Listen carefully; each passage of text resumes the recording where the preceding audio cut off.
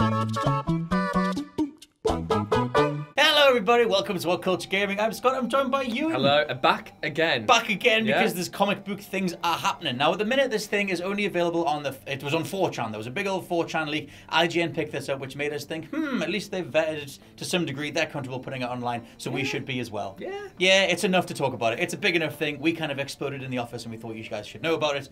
Basically what it seems like was initially rumored to be Ultimate Alliance 3 and was also rumored alongside to be the new Square Enix Avengers project. They're the same thing. Yes. So basically what we're going to be getting is Avengers Ultimate Alliance. A combination of the two things, an assembling you might say.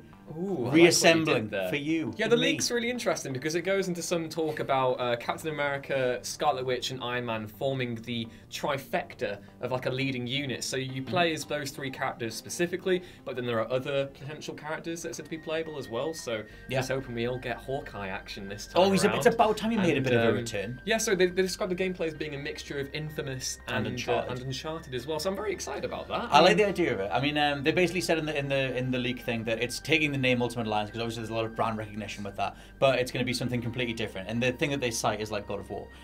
But the storyline wise, the thing that they cite is Avengers Disassembled, which I haven't read. But you said it leaves the whole crew in like a apocalyptic Disassembled state. Was the beginning of Brian Michael Bendis' first stint on the Avengers comics, and like it was very controversial at the time because he did a lot of hokum pokum with the continuity and basically put his own rubber stamp on the Avengers as they were. He came up with a whole new roster, and that is a very good way to inspire your. If this game is about reassembling the Avengers, because they talk about the story taking place after like a horrid event, and obviously in the trailer that we saw the other year, you have is it Thor's hammer, you have Iron Man's gauntlet, and Cap's shield that are all lying around in rubble.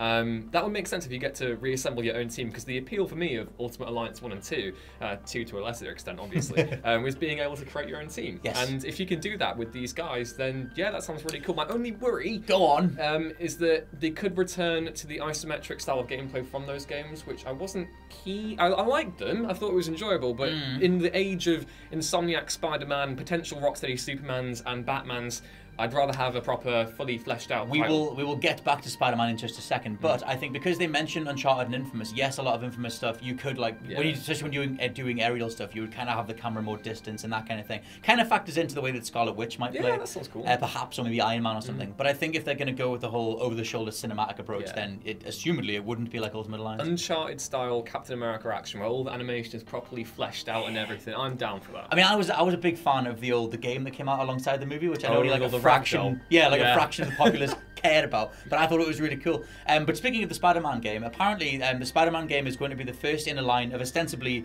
the game version of the MCU. And we've already done like articles on the site referring to like you can see the Sanctum Sanctorum, you can see the Wakandan Embassy.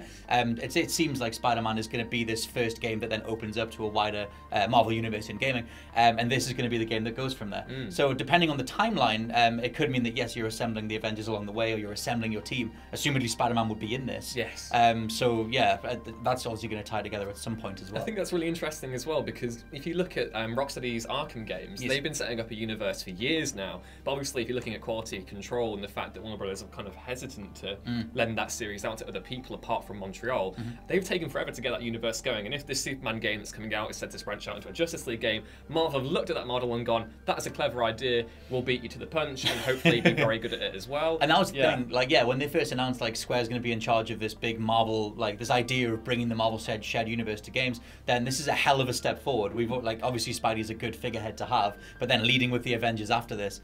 It could be at E3, like I don't know, this thing just seems to be like a random thing that's popped up and it's worth talking about. But here's to hopefully finding out a little bit more at E3 next month. Oh sorry, in next week. Week and a bit. I'm very excited too. But you guys can let us know what you think down in the comments below. Are you ready for Ultimate Alliance 3 and what do you think of the footage so far? I've been Scott from WhatCulture.com. I've been Ewan from WhatCulture.com. And we'll catch you soon. Bye. Goodbye.